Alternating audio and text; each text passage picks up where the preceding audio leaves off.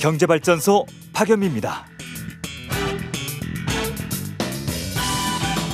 안녕하세요. 박연미입니다. 빠르게 늙어가는 우리 사회의 고민 중 하나가 바로 연금 개혁입니다. 낼 사람은 줄고 받을 사람은 늘어서죠. 꼭 다뤄야 하지만 손들고 답하기는 참 어려운 이 문제가 대선 후보 사이에서도 거론되기 시작했습니다. 야권의 유력 대선 후보가 결국 많이 걷고 적게 줘야 된다는 것 아니겠느냐며 입장을 밝힌 건데요. 곧 다른 대선 주자들도 입장 표명을 요구받게 될 겁니다. 당대뿐 아니라 청년 세대의 미래에까지 영향을 주는 연금 개혁. 고양이 목에 방울 달기가 시작됐습니다. 12월 15일 수요일, 여러분은 지금 삶을 발전시킬 경제발전소를 듣고 계십니다.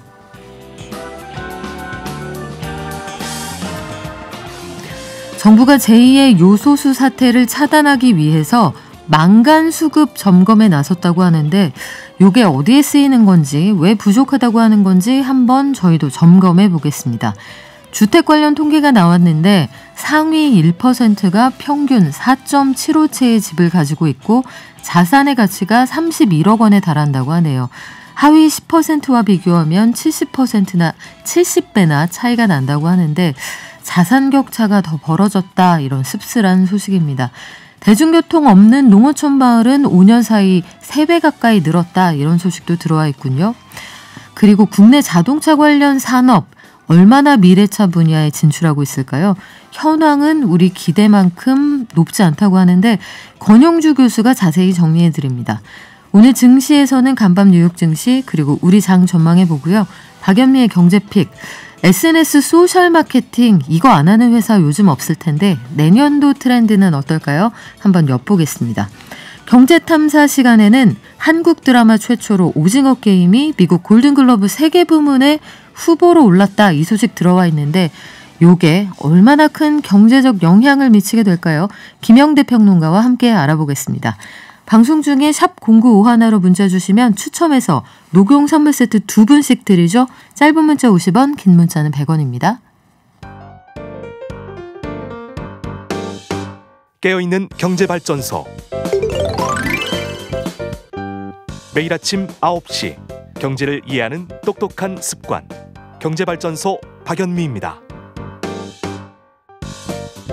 매일 아침 쏟아지는 경제 뉴스 10분만 투자하면 충분히 따라잡을 수 있습니다. 10분 경제, 한국경제신문 나수지 기자가 정리합니다. 안녕하세요. 네, 안녕하세요.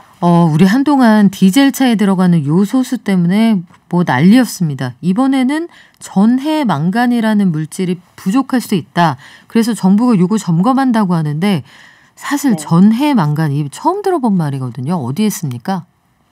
네, 이 전해 망간이라는 게 전기분해 망간 금속을 줄인 말인데요. 이 철강을 만들 때 탈산재 그리고 탈황재로 주로 사용되는 물질입니다. 예를 들어서 철강 제품을 만들 때 이 안에 산소가 들어가서 기포가 생기면 그만큼 철강 강도가 약해질 수밖에 없겠죠. 또 황도 마찬가지로 이 철과 황이 결합하면 철의 강도가 약해져서 금방 부서지게 되는데요. 이렇게 철의 강도를 약하게 만드는 물질을 없애는데 꼭 필요한 물질이 전해망간입니다. 철강 한 톤을 생산하는데 전해망간 60g이 필요하다고 합니다. 근데 이게 부족할 것 같다, 이 얘기는 왜 나옵니까? 이 요소수 풍기 현상 때랑 비슷한 이유인데요. 이 한국이 요소수 풍기 현상 때도 요소수 원료 대부분을 중국에서 수입하는 상황에서 이 중국이 요소수 원료가 중국에서 나갈 때, 그러니까 중국 입장에서 보면 이 수출을 할 때 반드시 검사를 거치도록 하면서 한국에서 요소수 대란이 일어났습니다. 이 전해망간도 역시 대부분 물량을 지금 중국에 의존하고 있는데요. 근데 중국 현지 매체들에서 최근에 전해망간 생산량이 좀 줄어들 수 있겠다, 이런 이야기가 나온 게 발단이 됐습니다. 이 중국 전해망간 혁신연맹이라는 곳이 지난 5일에 회의를 열어서 앞으로 전해망간 생산할 때 오염 관리도 더 철저히 하고 정부의 망간 산업 구조조정도 받아들이겠다, 이렇게 발표를 하니까 이 중국 현지 매체들에서 그러면 올해 중국 내 전해망간 생산량이 작년보다 한 13% 이상 줄어들 거다, 이런 예상을 내놨습니다. 그러면서 국내에 수입되는 전해망간 물량도 좀 줄어들지 않겠냐, 이런 우려가 커진 거죠. 중국이 환경 규제를 높이면 전 세계가 그 생산 단가를 함께 떠안게 되는 그런 구조라는 건데 정부가 전해망간이 부족한지 점검해봤다는데 실태는 어떻습니까? 네, 그래서 산업부가 철강업계 관계자들과 함께 긴급 간담회를 진행해서 이 전해망간 수급 관련 논의를 했는데요. 업계는 일단 전해망간에선 요소수처럼 당장 풍기 현상이 발생하진 않을 거다 이렇게 내다봤습니다. 한국 기업들은 중국 업체들과 대부분 3년 이상 장기 계약을 맺고 있는 경우가 많기 때문인데요. 근데 다만 당장은 괜찮아도 중국이 이런 식으로 광물 자원의 가격 주도권을 쥐고 있게 된다면 앞으로 수급이 불안해질 수 있으니까 이 점은 산업부에서 주시하겠다 이렇게 밝혔습니다. 네, 이번엔 주택 통계를 한번 볼까요? 집을 가진 사람들 사이에서도 자산의 양극화가 더 심각해졌다 이런 통계가 있군요. 네, 이 통계청에서 결과를 내놨는데요. 지난해 주택을 가지고 있는 가구 중에 상위 1%가 보유한 주택수는 4.75채, 그리고 가격으로 보면 평균 주택 보유 가격이 30억 원으로 집계가 됐습니다. 그리고 하위 10%의 평균 주택 자산 가액은 4,500만 원으로 집계가 됐는데요. 이 가격만 두고 비교하면 이 상위 1%와 하위 10%의 주택 가격 차가 68배 차이가 나는 겁니다. 근데 이 통계청 통계는 실제 가격보다 낮은 공시 가격을 기준으로 하기 때문에 만약에 이 실거래가로 따지면 이 차이는 더 크게 벌어질 걸로 추정이 되는데요. 또 소득이 적어서 아마도 엄빠 찬스라고 하죠. 이 부모님 도움을 받아서 주택을 구입한 걸로 추정되는 20대 이하 다주택자도 16,000명. 그리고 이 가운데 절반은 수도권에 거주하는 걸로 집계가 됐습니다. 그래요. 출발선부터 다르다는 생각도 들고 이 20대 이하 다주택자들은 소득의 대략 절반 정도를 주택담보대출 갚는 데 쓴다고 하는데 이게 꼭 바람직한 거냐 고민이 좀 되는 부분입니다. 이런 와중에 농어촌에서는 아주 필수적인 대중교통이나 병원도 없는 지역이 많다, 많이 늘었다 이런 통계가 나왔군요.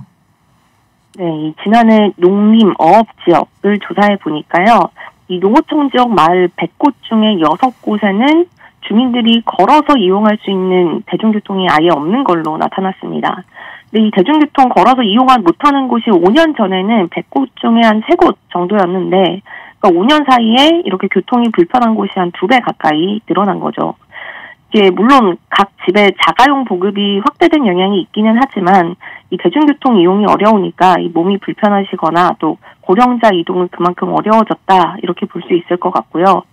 또 의료시설도 열악하기는 마찬가지여서 약국이나 진료소, 보건소 이런 곳들은 마을 안에 있는 경우가 비교적 많았지만 치과 같은 경우 마을 10곳 중 4곳에는 치과가 아예 없었고요. 또 종합병원에 가려면 30분 이상 차를 타야 되는 곳 또 10곳 중 7곳에 달하는 걸로 집계가 됐습니다. 네, 지금까지 한국경제신문의 나수지 기자였습니다. 고맙습니다. 네, 감사합니다.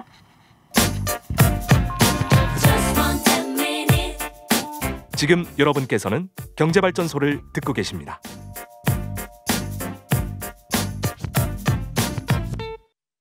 네, 어느 틈에 자율주행차가 상암동에서 시범 운행을 하고 있는 그런 시대가 왔는데 사실은 우리 국내 자동차 관련 산업들은 미래차 분야에 적극적으로 진출하지 못하고 있다. 이런 설문조사 결과도 나와 있습니다.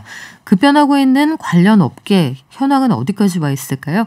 국민대학교 자동차 운송 디자인과 권영주 교수 연결돼 있습니다. 안녕하세요. 네, 안녕하세요.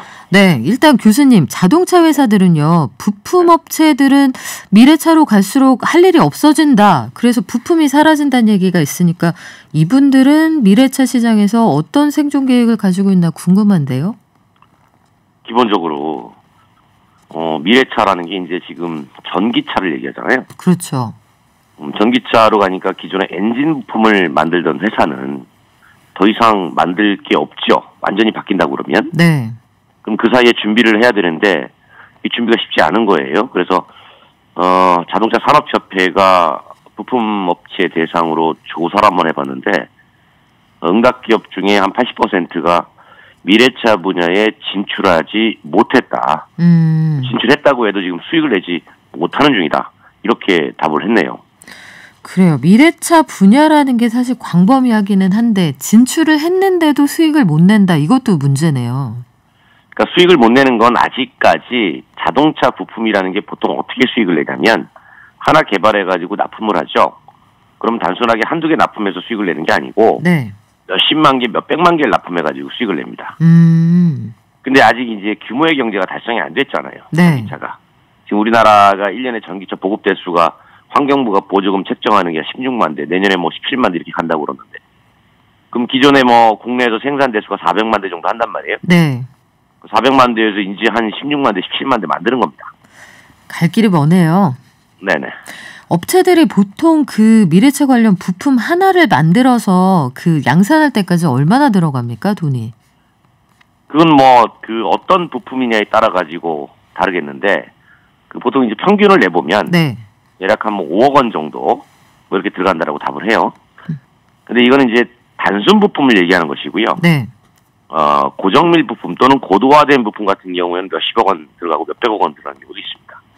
그러면 아직까지 시장에 진출을 해도 이 단가 가지고 생산 단가 가지고 좀 재미를 볼 수 있는 단계는 아니다 이런 얘기인데. 그건 이제 수량이 나와줘야 되니까. 그렇죠. 예를 들면 전기차를 만드는데 한 100만 대 정도는 만들어야 똑같은 부품을 100만 개 납품하는 거잖아요. 그랬을 때 이제 하나에다가 마진을 1원 붙이면 어느 정도 이익이 남는 거죠. 자동차 부품 회사가 자동차 공장에다 납품해가지고 쉽게 보면 수익을 많이 못 냅니다. 그렇군요. 이게 국내 자동차 업체들은 그런 얘기도 하더라고요. 우리가 자금도 부족하지만 연구개발 인력도 만만치가 않다. 사람 데려올 수가 없다. 이런 얘기도 하던데요. 네, 그것도 그럴 수밖에 없는 것이 한번 가만히 보시면 우리나라 전체 공대 있죠, 공대. 네. 대학교 공대에 과거에는 기계공학과가 많았어요. 근데 지금 과거에 기계공학과 출신자들이 대부분 자동차 회사로 갔습니다. 그렇죠. 자동차를 기계로 갔다는 거죠. 아. 그런데 지금 제가 실제로 이제 뭐 강의를 하거나 네. 특강을 가서 해보면 출신자들을 보면 기계공학 전공자들 거의 뽑지 않습니다.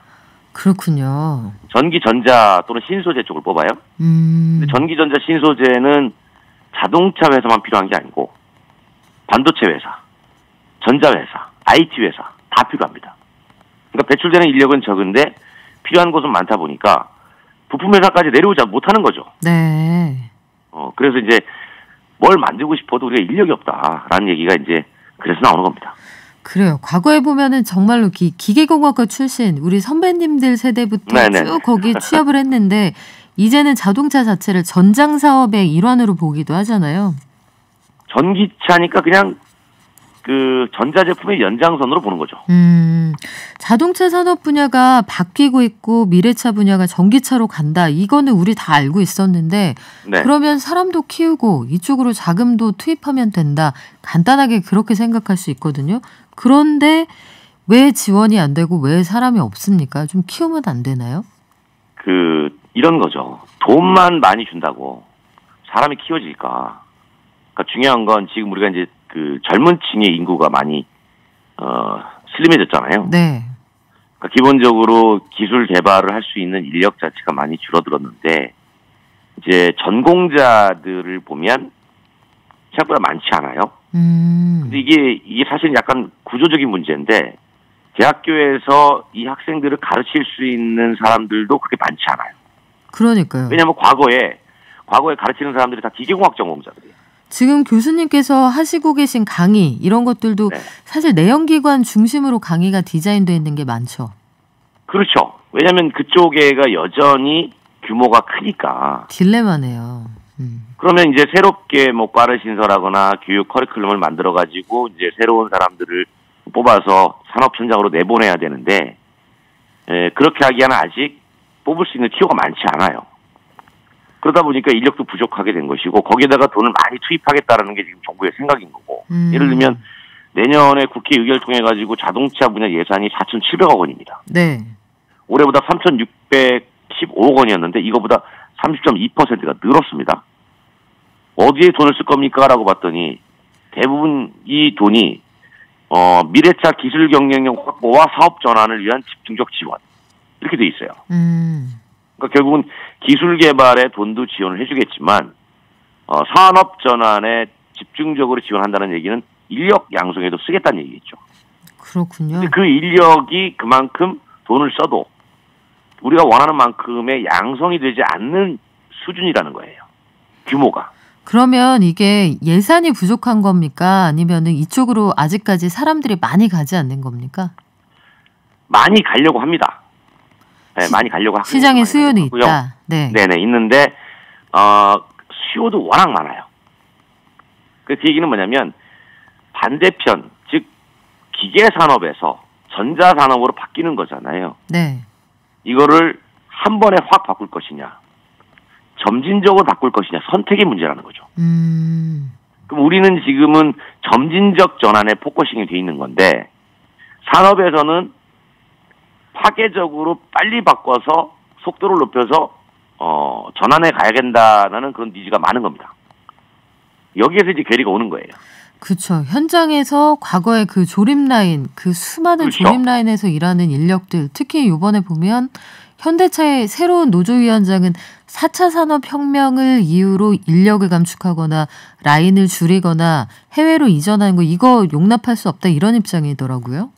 그러니까 그거가 이제 옛날 생각이죠. 음. 그러니까 무슨 얘기냐면 내연기관을 앞으로 더 만들고 싶어도 만들 수가 없어요. 네. 탄소 중립 때문에 더 만들어서 팔면 오히려 벌금을 받습니다. 그리고 이걸 사겠다는 소비자들이 많이 줄어들겠죠. 그렇죠. 그러면 새로운 차를 만들어야 되는데 새로운 차는 통상 공정의 한 40%가 사라져요.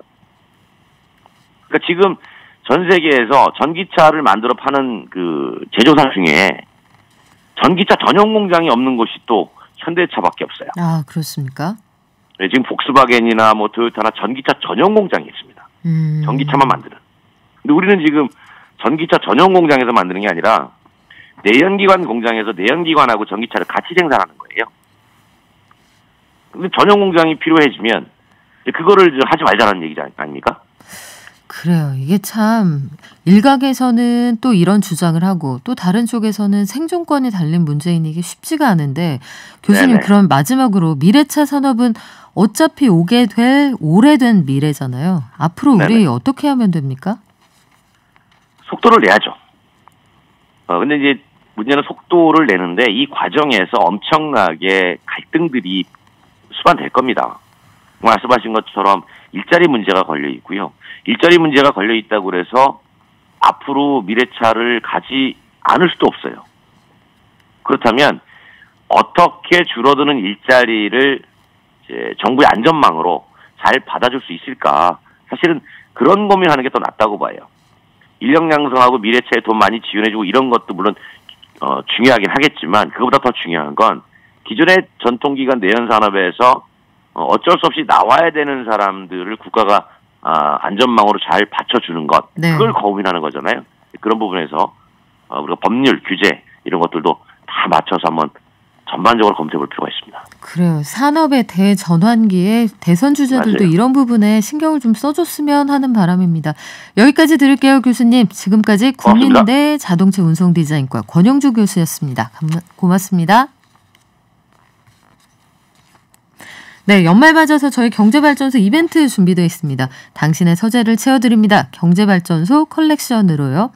출첵 열심히 하시는 분들, 홍보해 주시는 분들, 친구랑 같이 와주시는 분들 뽑아서 최우수상, 팔로미상, 뿜뿜상, 개미상 각각 2분에게 5권씩 최신 경제도서 보내드리고요. 대상 1분께는 마음의 양식 무려 10권을 몰아드립니다. 자세한 내용 저희 홈페이지나 인스타그램 이용해 주세요. 경제를 아는 가장 최고의 지름길. 첫 번째, 매주 평일 오전 9시부터 1시간 TBS 라디오 FM 95.1MHz와 TBS 앱을 엽니다. 두 번째, 유튜브와 팟빵을 통해 언제든 경제발전소를 만날 수 있습니다. 경제를 이해하는 똑똑한 습관. 경제발전소 박연미입니다.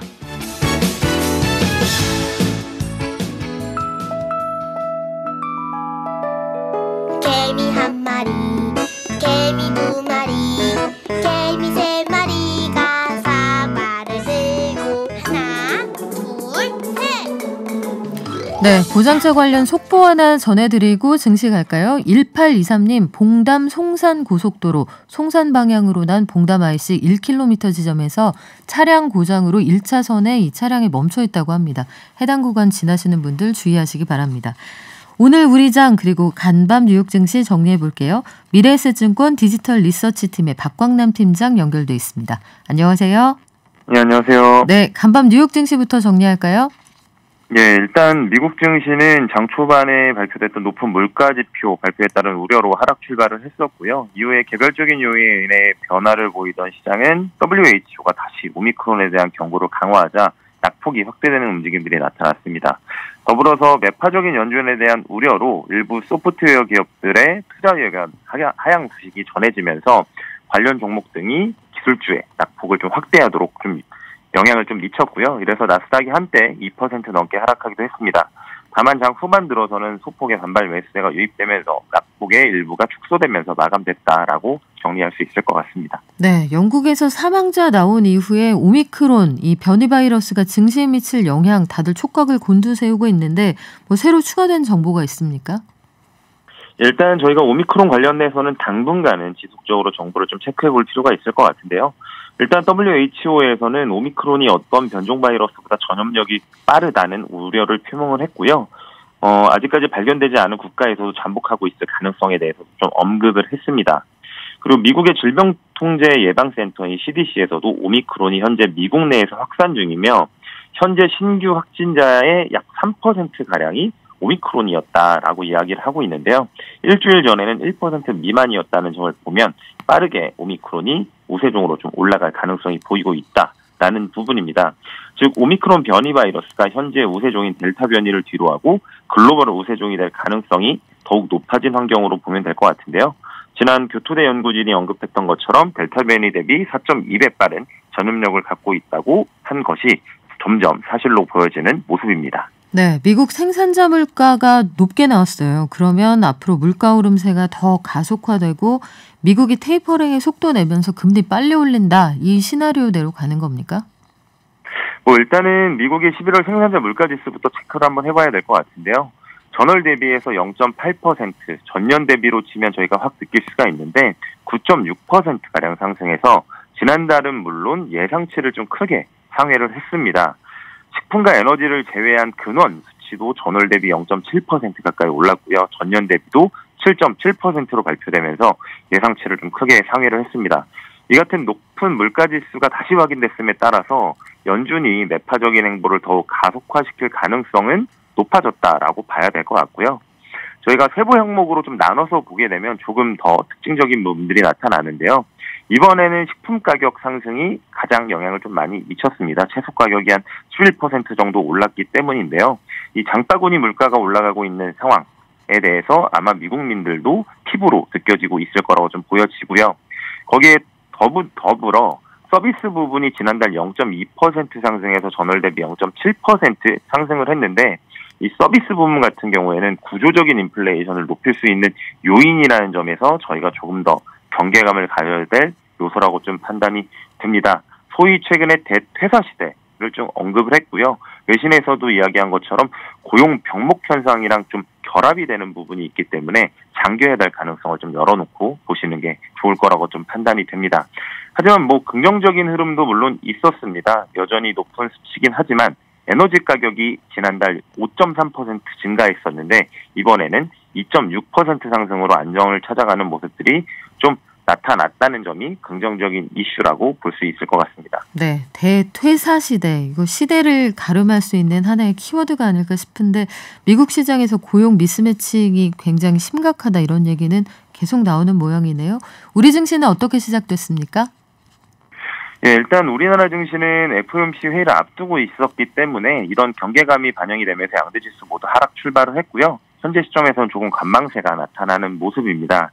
아직까지는 개별 기업단에서는 특징적인 움직임들이 좀 보이지는 않고 시장 전반에 영향을 좀 미치고 있다라고 보시면 될 것 같습니다.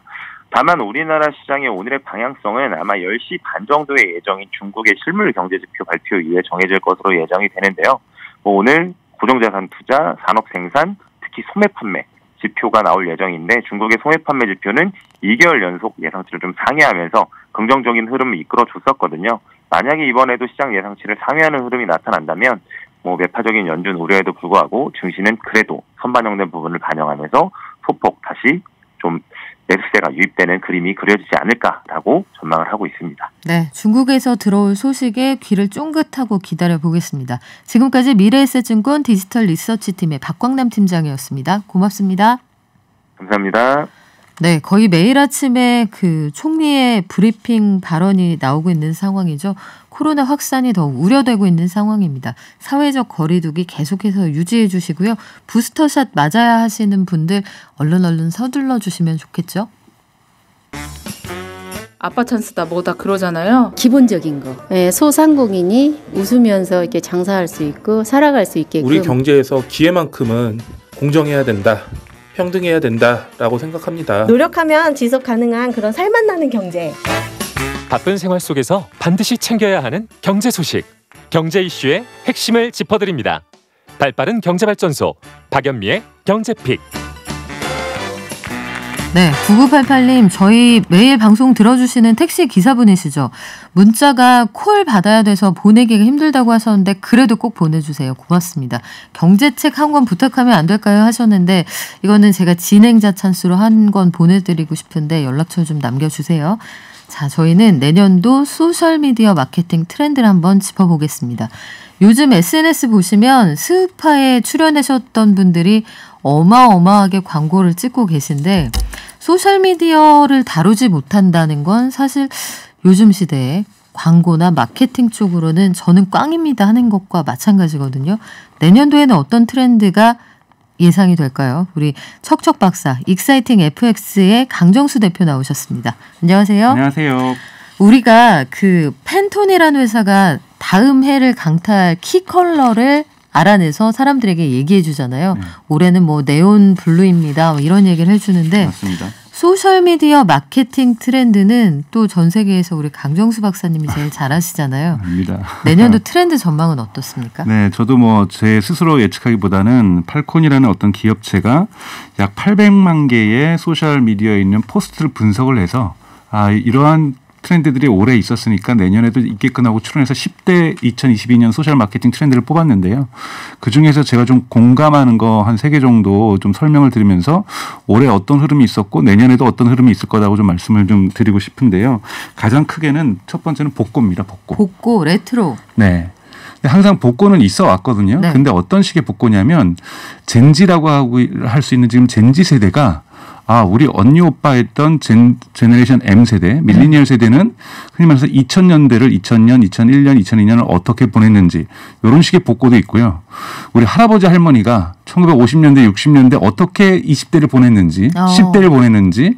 그러니까 복고가 그냥 복고가 아니라 젠지의 시각에서 본 우리 언니 오빠들의 10대와 20대 후반, 10대 후반과 20대 초, 우리 엄마 아빠의 10대 후반과 20대 초반, 우리 할머니 할아버지의 10대 후반과 20대 초반을 어떻게 보냈는지를 이 부분을 복고로 레트로로 만들어놨던 것이 2021년의 특징이라고 보고 이 부분이 계속 이어질 거다. 네.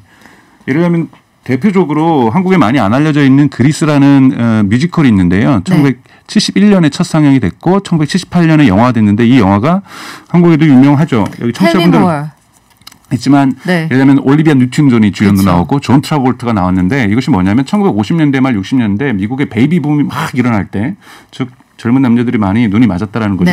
그때 그 고등학교에서 있었던 스우파 같은 댄스 컴페티션이에요. 그거 광고로 보셨던 분들도 그 광고도 이미 한 20년 됐군요. 그렇죠. 그러니까 이 부분들이 71년에 처음으로 나왔으니까 2021년이 50주년인 거죠. 그래서 50년 전에는 젊은 사람들은 이렇게 놀았어. 그때도 댄스 컴페티션 하면서 우리 몸 부닥치면서 잘 놀았어. 이런 부분을 복고로 하고 이 머리가 이렇게 파마가 이렇게 커지는 이런 스타일의 그 잭슨 5 헤어스타일 같은. 그렇죠. 그런 것들을 다시 펩시콜라에서 올해 9월에 그것을 다시 복고로 만들면서 상품도 50년대 60년대 스타일로 내놓고 그때 젊은 남성들이 댄스하는 모습들을 현대적으로 해석해서 하니까 젠지들이 따라서 춤을 추기 시작한 겁니다. 이런 식의 어떠한 복고가 유행했었다라고 볼 수 있습니다. 맞아요. BTS가 버터에서 보여준 그 착장들도 보면 판탈롱 청바지에다가 그때 감성이 살짝 토핑이 돼 있거든요.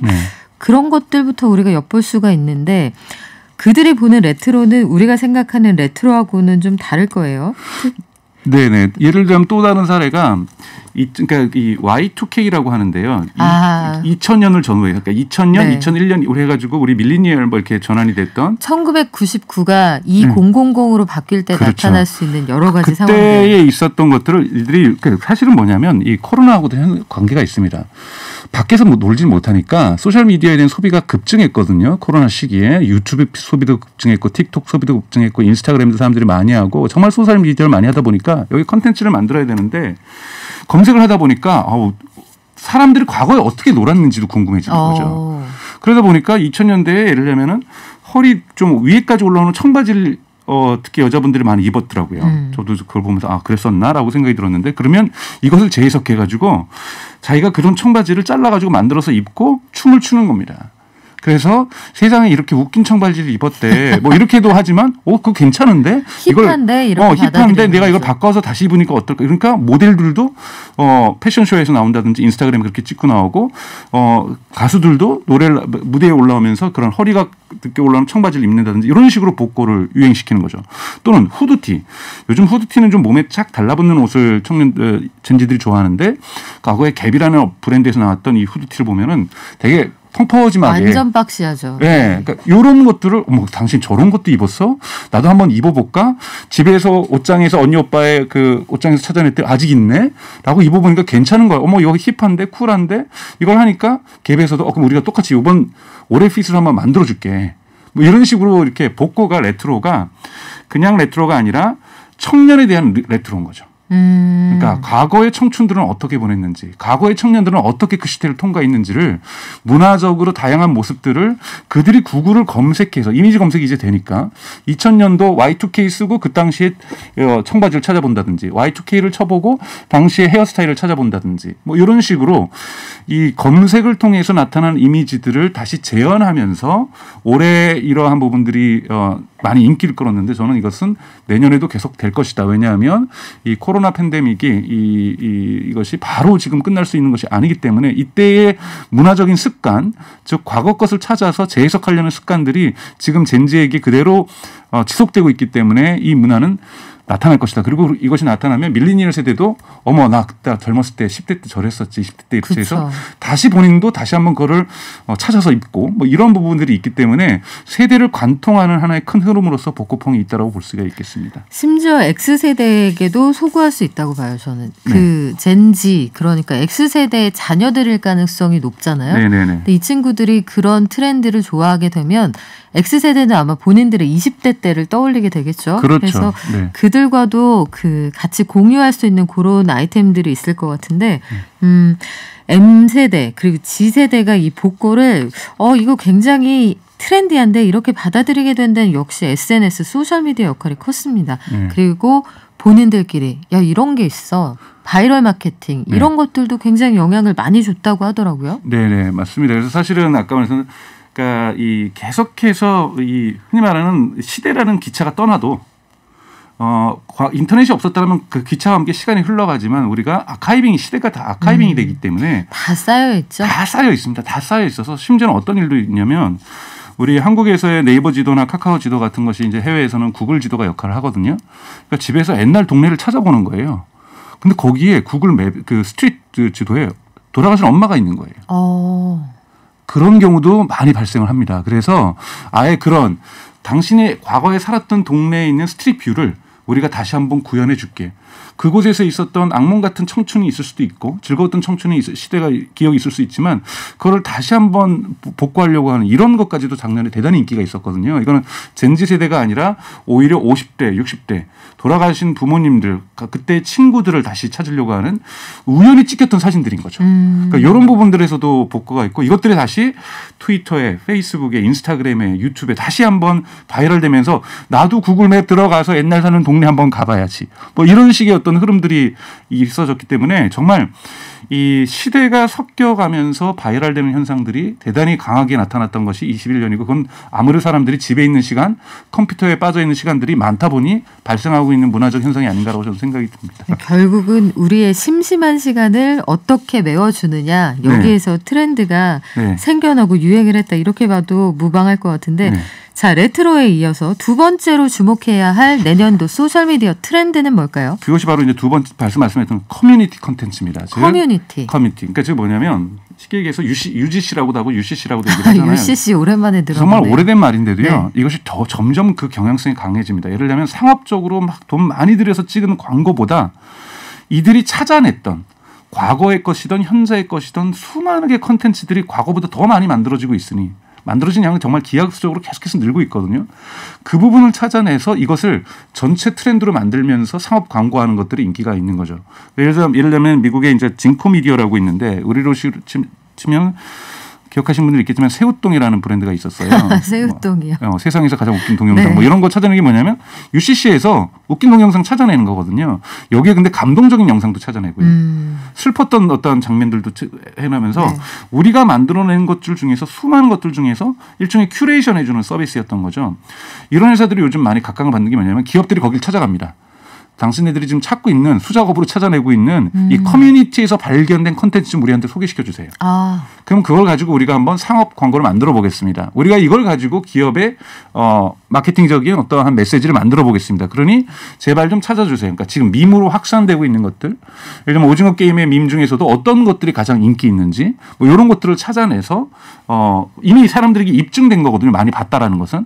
그래서 이런 것들이 숨어있는 보석들을 찾아내서 커뮤니티 콘텐츠에서 숨어있는 보석들을 찾아내서 이것을 마케팅에 활용하는 이런 기업들도 지금 늘어나고 있는 것. 이것도 하나의 특이한 현상이고요. 네. 계속해서 콘텐츠가 많아지고 UCC는 지나가는 유행이 아닙니다. 너무나도 많은 사람들이 쉽게 이제 사진을 찍듯이 영상을 만들기 때문에 사진도 있고 영상도 있고 이런 부분들이 계속 트렌드에 있어서 중요한 역할을 할 것이다 라고 볼 수 있습니다. 그래요. 참 재밌는 게 가장 트렌디한 패션을 다루는 그 온라인 쇼핑몰에서도 보면 박남정, 소방차의 노래가 그 배경에 깔리더라고요. 네. 가사를 궁서체로 친절하게 써서 화면에 띄워주기도 하는데 제가 최근에 들었던 제일 재밌는 얘기는 그 삼성전자 그 가전 제품을 판매하는 그 광고 관련해서 배경에 서태지와 아이들 음악이 깔린 광고가 있었어요. M까지는 아마 알 텐데 G세대는 모르는 분들 계시겠죠. 노래가 참 좋은데 얼굴 없는 가수인가 보다 했던 얘기를 듣고 크게 웃었던 기억이 있습니다. 카페 같은 커뮤니티에서 그 인지도가 있는 사람들이 제작한 영상을 활용할 수 있다면 이런 거 재밌을 것 같은데 여기 더해서 빠른 속도로 입소문 나게 하는 데는 무슨 챌린지만한 게 없는 것 같아요. 네, 많이 챌린지가 이제 틱톡이라는 특히 한 브랜드에서 무슨 댄스 챌린지 이런 부분들을 많이 시도를 하면서 크게 인기가 있었는데요. 챌린지라는 건 사람들도 도전하고 따라하는 거잖아요. 근데 이런 걸 잘하는 기업들은 뭐냐면 쉽게 따라하게 만들어야 돼요. 근데 뭐 제가 요즘 몇 개의 광고를 보면은 소셜미디어 마케팅을 보면은 되게 어렵게 했어요. 예를 들면은 뭐 거기 어때라는 브랜드가 있어요. 네. 뭐 정확한 브랜드 아니지만 근데 그러면 나 저기도 가봤고 저기도 어땠는데 실제로 다 가본 거예요. 그래서 그거를 짧게 영상으로 믹스를 했어요. 근데 그럼 이용자들이 따라하려면 거기 진짜 다 가봐야 되잖아요. 이런 건 되게 어려워요. 그렇죠. 그건 뭐냐면 가상의 공간으로 차라리 그냥 구글에서 검색한 네이버에서 검색한 이미지를 배경을 해가지고 왔다 갔다 하면서 나 여기도 가봤고. 되게 낮은 수준의 크로마키를 사용하는 거죠. 그렇죠. 그래야 사람들이 쉽게 따라할 수 있고 거기서 기가 막힌 커뮤니티에서 콘텐츠를 찾아내서 합성해서 만들 수가 있거든요. 그러니까 뭐뭐뭐뭐 따라하는 챌린지도 이용자들이 쉽게 따라할 수 있게 만들 때 효과가 크게 증폭된다. 이걸 저희가 잊으면 안 될 것 같고요. 마케팅 혹시 담당하는 분들이 계시다면. 그래서 화려하게 하기보다는 커뮤니티 콘텐츠라고 말씀했던 것처럼 쉽게 찾을 수 있고 쉽게 합성할 수 있고 쉽게 믹스할 수 있는 콘텐츠로 만들어내는 거. 그거를 지금 현재 나와 연결하는 것. 이런 것들이 인기 있는 거고. 예를 들자면 지금 우리가 런웨이 하면 패션쇼 런웨이 하면 파리나 밀라노나 뭐 런던이나 뉴욕. 근데 이런 행사들이 코로나 때문에 거의 개최가 안 됐습니다. 네. 그리고 뭘 하냐면 슈퍼마켓에서 런웨이를 한번 해봐. 뭐 이러다든지 너 집에 있는 뒷뜰에 가서 한번 해봐. 그래서 기상천외한 곳에서 런웨이 하는 것을 영상을 찍고 올렸거든요. 슈퍼마켓 너무 재밌었어요. 네. 그런 식의 사람들이 친숙해하는 따라하기 챌린지죠. 런웨이를 하더라도 뉴욕 가서 할 수는 없으니 너의 동네에서 그 골목길에서 할머니들이 있는 경로당에서 한번 런웨이 해봐. 뭐 이런 식의 어떠한 도전들, 미션들을 주면서 챌린지를 하는 거. 이런 것들이 되게 오래 인기가 있었고 내년에도 저는 인기가 있을 거라고 보고 있습니다. 맞아요. 그 담담한 시민들의 반응이 이 대조를 이루면서 이 재미의 요소를 극대화하는데 이 요즘에는 이런 분위기 때문인지 광고 모델로 연예인보다는 인플루언서들이 그렇습니다. 훨씬 더 각광받는다는 생각도 들더라고요. 네, 인플루언서도 흔히 말하는 빅 인플루언서, 대단히 인기 있는 인플루언서들은 이미 뭐 연예인급으로 사람들에게 인기를 얻고 있고요. 요즘 나온 연구 결과들을 보면 굳이 그런 빅 인플루언서 안 써도 흔히 말하는 마이크로 인플루언서라고 얘기를 합니다. 팔로워가 한 10,000명 정도에서 30,000명 정도 되는 그 분야나 그 동네에서 유명한 사람. 이런 사람을 네. 차라리 500명 쓰는 것이 빅 인플루언서 1명 쓰는 것보다, 연예인 1명 쓰는 것보다 훨씬 더 SNS에서는 효과가 크다.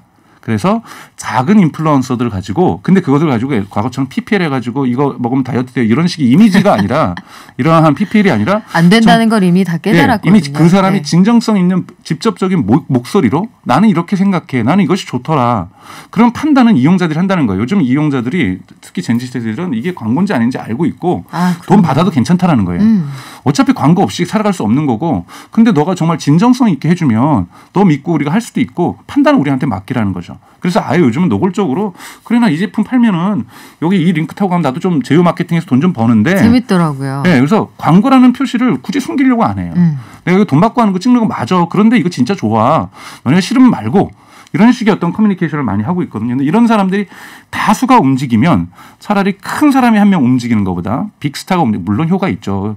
BTS가 나오면 그냥 쓸어버리겠죠, 판소리를. 그렇지만 그런 사람들의 액수라는 건 BTS 한번 움직이려면 어마어마한 천문학적인 그렇죠. 돈이 드는 거고요. 그래서 요즘은 이런 커뮤니티들의 어떤 네트워크나 소셜 미디어가 잘 되어 있기 때문에 이러한 고만고만하라고도 얘기할 수도 있지만 이런 마이크로 인플루언서들과 함께 협업하는 것도 소셜 마케팅에서 되게 중요한 흐름이라고 볼 수 있고요. 그래요. 저는 개인적으로 그걸 보면서 이거 손에 손잡고 마케팅이구나 이렇게 생각을 했거든요. 작은 인플루언서들이 구간에 위치하고 있으면 거기 오는 사람들이 또 친구들을 한 명씩 데려올 거고요. 네네. 이렇게 퍼져나가는 트렌드가 만만치 않다 생각했는데 가상 톱스타들 사생활 논란 걱정이 없고요. 24시간 풀가동이 가능한 우리 가상의 인플루언서들도 역시 이 대열에 참가를 하고 있죠. 네, 있습니다. 특히 이건 일본에서 먼저 시도가 됐었는데요. 흔히 말하는 망가라든지 이런 것을 캐릭터를 이용해서 흔히 말하는 아바타를 이용해 가지고 팬덤을 만들어내는 거죠. 인플루언서들 계속해서 새로운 옷들을 입을 수 있고 새로운 댄스를 할 수가 있고, 사실은 요즘은 이러한 CG를 통해서 만들어지는 어떠한 가상 공간에서의 느낌이 실제 생활하고 큰 차이가 없기 때문에 이런 인플루언서들도 지금 한국에서도 많이 등장하고 있고 미국에서도 등장하고 있고, 소셜 미디어에서 이러한 이런 버추얼 아바타들이 하나의 인플루언서로 등장하고 있고, 그들에게 목소리도 부여하고 그들에게 개성도 부여하고, 어쩔 때 삐지는지 어쩔 때 기분 나빠하고 어쩔 때 좋아하는지 이런 감성 곡성까지도 지금 집어입고 있기 때문에 확실하게 팬덤 현상들이 나타나고 있어서 이런 부분들은 이제 흔히 말해서 관리하기가 좀 편한 거죠. 그렇죠. 기업 입장에서는. 그래서 이미지를 어느 정도 만들 수가 있고요. 이런 인플루언서들이 많아지다 보니까 내년도에 이 팔콘에서 뽑았던 가장 트렌드 중에 하나는 이 인플루언서들이 커머스를 이끌어 나갈 것이다. 왜냐하면 올해 페이스북은 11월부터 12월, 그다음에 인스타그램, 유튜브 다 미국에서는 이들이 3만 명에서 5만 명 또는 기준마다 다른데 회사마다 10만 명 정도의 팔로워를 갖고 있으면 라이브 방송, 커머스, 라이브 쇼핑을 할 수 있게 해줬어요. 특정 라이브 쇼핑의 어떤 서비스를 이용하는 게 아니라 그냥 자기 유튜브 채널에서 이제 라이브 쇼핑할 수 있게 테스트를 해봤는데 이게 너무 잘 돼서 2022년에는 전 세계에 확대하겠다라는 거예요. 그럼 인플루언서들이 갑자기 라방이 아니라 라이브로 방송만이 아니라 라이브로 커머스도 해주는 이런 시대가 지금 오고 있다는 거죠. 그래서 인플루언서들의 영향들이 커머스에 미치는 제품에, 특히 기업들 같은 경우는 제품을 팔려고 하고 있기 때문에 미치는 영향이 대단히 클 것이다. 2022년에. 그래서 인플루언서 이코노미도 중요하다고 볼 수 있습니다. 내년에는 또 어떤 스타들이 SNS를 강타하게 될까 이런 생각도 들고요. 저희가 가야죠 한번. 우리가 한번 가야죠. 가상 톱스타가 이제 특정 브랜드에서 생성을 했는데 다른 회사의 광고까지 하는 그런 시대가 와 있거든요. 내년은 어떻게 될지 경제발전소의 수당을 우리 기원하면서 지금 경제 트렌드 배우면서 감각까지 키우는 핫픽 플러스 익사이팅 FX의 강정수 대표와 함께했습니다. 고맙습니다. 고맙습니다. 범람하는 거짓 정보와 가짜 뉴스, 공정한 경제를 말합니다. 깊이 있는 경제발전소 박연미의 경제탐사.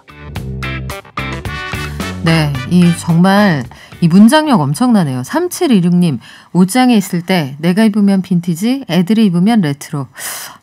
기가 막힙니다. 맞아요. 그리고 저는 X하고 젠 Z 사이에 이 정서적 공감대가 꽤 높다고 보거든요. X세대 분들, 양심의 그 가슴에 손을 얹고 생각해 보세요. 나는 어렸을 때 우리 애들보다 더했다. 이런 분들 많으실 겁니다.